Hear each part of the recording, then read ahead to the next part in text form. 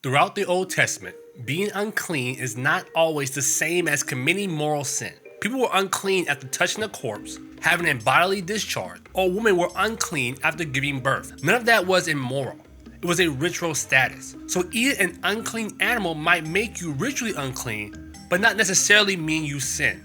Therefore, Christians today can eat pork.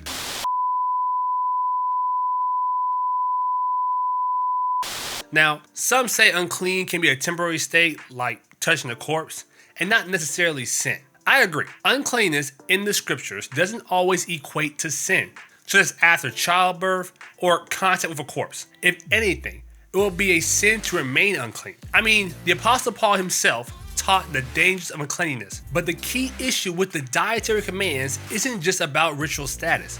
It's about obedience to God's direct command. When God says, "You shall not eat these creatures," that's not a suggestion tied only to ritual purity. It's a clear prohibition. Disobeying a direct command from God is sin, regardless of whether it's categorized as moral or ceremonial. The uncleanliness itself isn't the only problem. The sin lies in defying God's instruction. Notice the strong prohibitive language. You shall not eat of their flesh.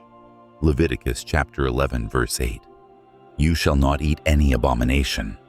Deuteronomy chapter 14, verse 3.